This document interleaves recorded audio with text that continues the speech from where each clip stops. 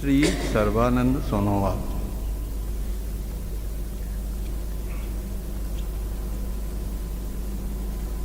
सर्बानंद सोनोवाल शपथ लेंगे। असम के पूर्व मुख्यमंत्री सोनोवाल ने हेमंत बिस्व शर्मा के मुख्यमंत्री बनने का रास्ता साफ किया था। Sonowal do swear in the name of God that I will bear true faith and allegiance to the Constitution of India as by law established, that I will uphold the sovereignty and integrity of India, that I will faithfully and conscientiously discharge my duties as a minister for the Union, and that I will Modi cabinet में do right भी थे to all manner of खेल और people युवा in मंत्रालय का भार ये accordance संभाल with चुके the हैं। Constitution, माना जा रहा है कि इस बार इन्हें बड़ी जिम्मेदारी दी जाएगी। no fear or favor, affection or ill will. I, Sarvananda Sonowal, do swear in the name of God that I will not directly or indirectly communicate or reveal to any person or persons any matter which shall be brought under my consideration or shall become known to me as a minister for the Union, except as may be required for the due discharge of my duties as such minister.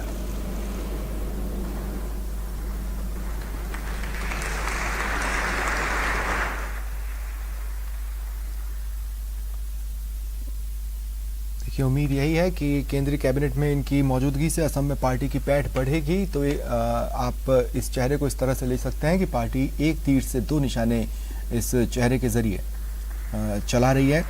Assam से सर्बानंद सोनोवाल मंत्री पद की शपथ ले चुके हैं और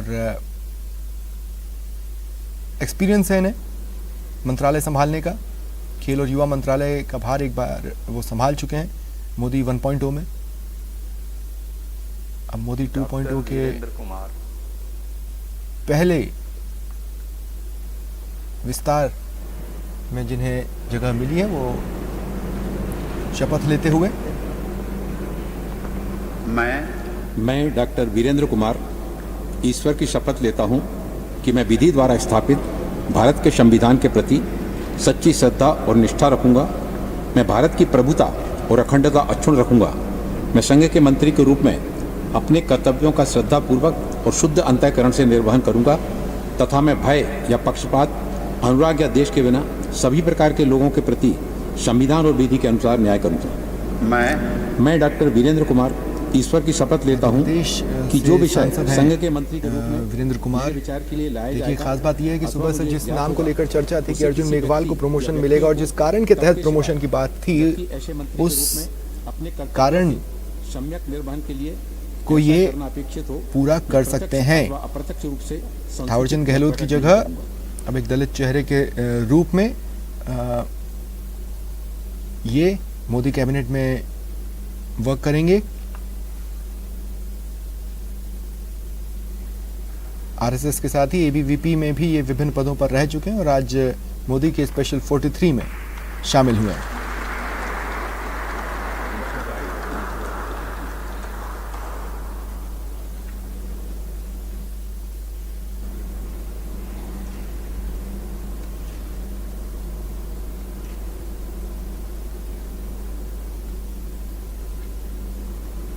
Shri Jyotiraditya M Scindia. Madhya Pradesh से ज्योतिरादित्य सिंधिया ग्लोबल अपील के माने जाते हैं, सफल बैंकर रह चुके हैं। मैं संकेत पूरे हैं ज्योतिरादित्य माधवराव दिया जाएगा। अपनी लॉयल्टी चेंज कर पार्टी में आने वाले चेहरों में शुमार ज्योतिरादित्य सिंधिया। द्वारा स्थापित भारत के संविधान के प्रति सच्ची श्रद्धा और निष्ठा रखूंगा।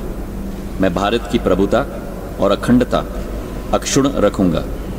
मैं संघ के मंत्री के रूप में अपने कर्तव्यों का श्रद्धापूर्वक और शुद्ध अंतःकरण से निर्वहन करूंगा तथा मैं भय या पक्षपात, अनुराग या द्वेष के बिना सभी प्रकार के लोगों के प्रति संविधान और विधि के अनुसार न्याय करूंगा। मैं ज्योतिरादित्य माधवराव सिंधिया ईश्वर की शपथ लेता हूं कि जो विषय संघ के मंत्री के रूप में मेरे विचार के लिए लाया जाएगा अथवा मुझे ज्ञात होगा, उसे किसी व्यक्ति या व्यक्तियों को तब के सिवाय जबकि ऐसे मंत्री के रूप में मैं अपने कर्तव्यों के सम्यक निर्वहन के लिए ऐसा करना अपेक्षित हो, मैं प्रत्यक्ष या अप्रत्यक्ष रूप से संसूचित या प्रकट नहीं करूंगा।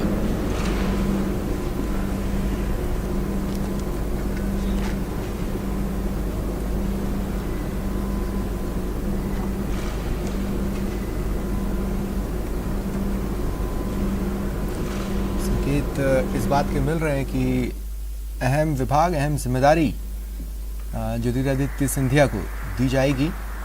मंत्रिमंडल का ओवरऑल फेस अगर यूथ के रूप में रिफ्लेक्ट होगा तो उसकी एक अहम वजह ज्योतिरादित्य सिंधिया भी हैं।